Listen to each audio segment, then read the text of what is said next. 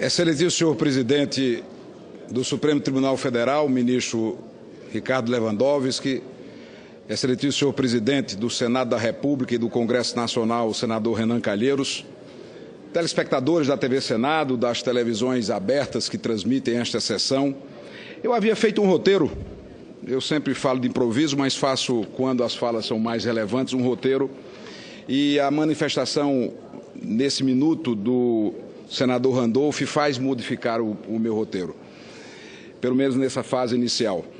Vejam a que ponto nós chegamos.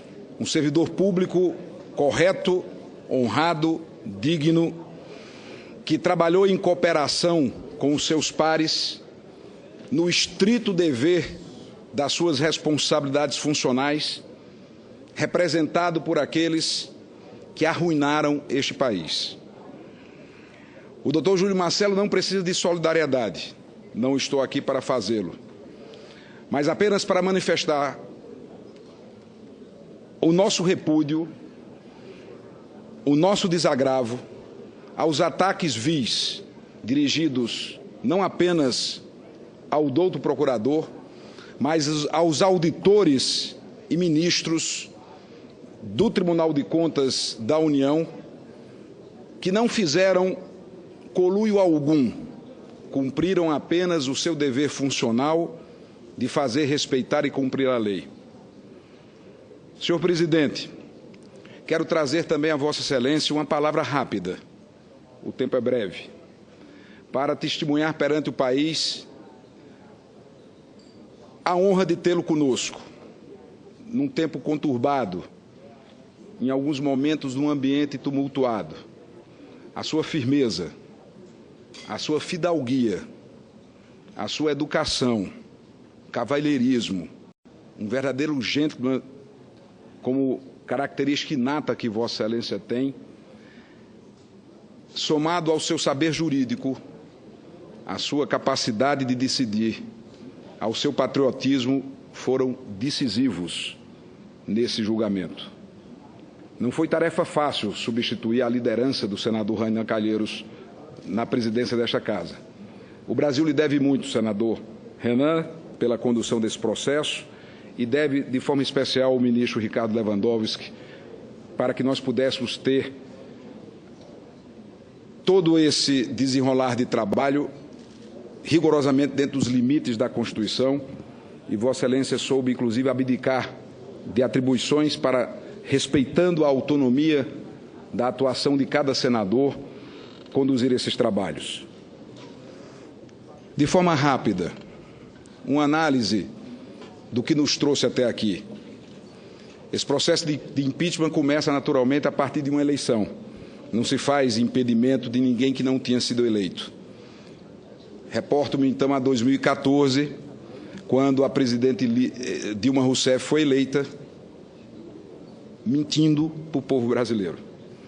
Se fala da legitimidade do voto, mas não há legitimidade numa eleição viciada. E é preciso dizer, e dizer desde logo, que se não fosse o impeachment, a presidente Dilma cairia por decisão do Tribunal Superior Eleitoral. Ela seria cassada pela Justiça Eleitoral, dado o volume de provas que lá já se encontram, provando que a eleição dela foi maculada. E por que ela responde a esse processo? Por uma razão simples, para que pudesse ocorrer verossemelhança ao que havia sido dito na campanha eleitoral, as mentiras, as inverdades. Para sustentar as mentiras, fraudaram a contabilidade pública. Foi o que a doutora Janaína Pascoal, com brilhantismo e emoção, trouxe em nome do povo brasileiro. Porque estamos aqui para defender o povo, não estamos aqui para acusar ninguém. Ocupo essa tribuna para defender o povo do Brasil, para defender o povo da Paraíba, para mostrar que toda a fraude fiscal feita para maquiar a contabilidade pública, para dar verossemelhança às mentiras pregadas na campanha. Passada a eleição, as revelações da Lava Jato, e o que aconteceu?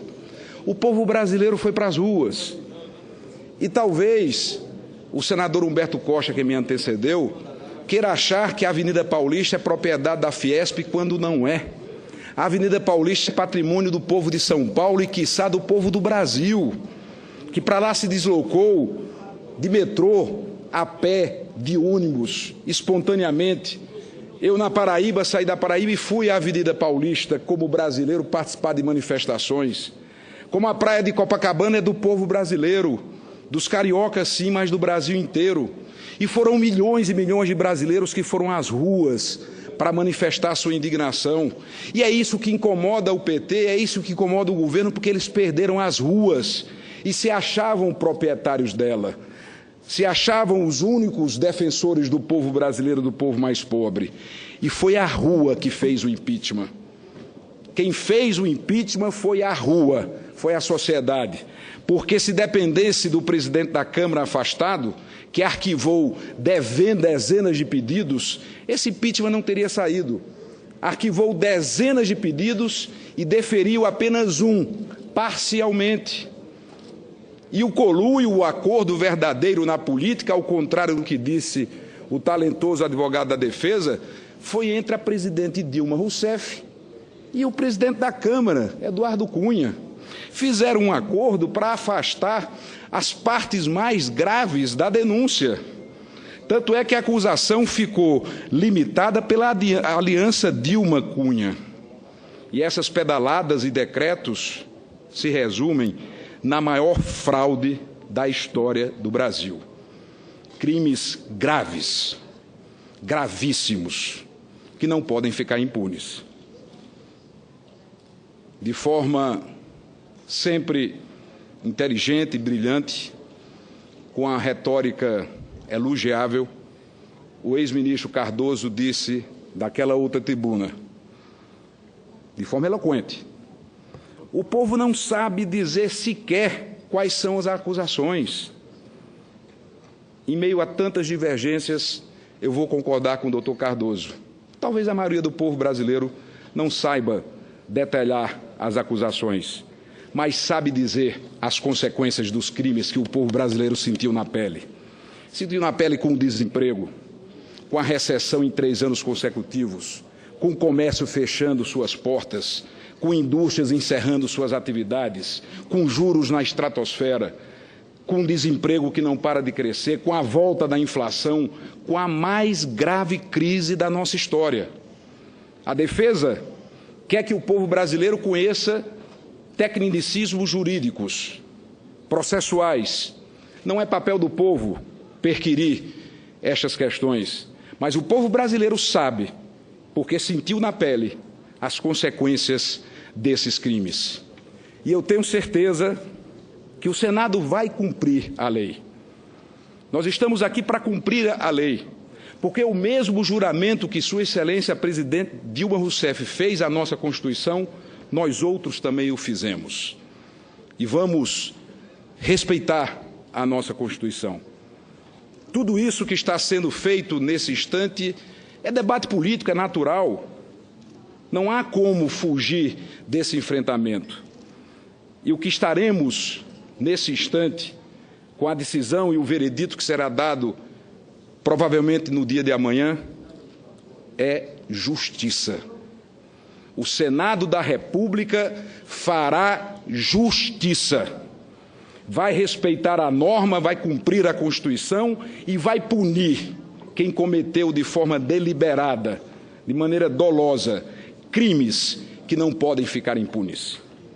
Seria um péssimo exemplo para as novas e para as futuras gerações permitir que esta quadra fosse tratada como um tempo comum. Não é um tempo comum. E é preciso que a pedagogia do bom exemplo prevaleça, para que nós possamos mostrar que a Constituição terá que ser respeitada, do mais humilde cidadão brasileiro, pelo prefeito, pelo governador, mas também pelo presidente da República. A maior fraude da história do Brasil, praticada para enganar e iludir o nosso povo, diante de uma campanha mentirosa, não ficará impune. Repito, respeitaremos a lei, cumpriremos a Constituição. O Senado da República fará justiça e condenará a presidente Dilma Rousseff pelos graves crimes que ela cometeu.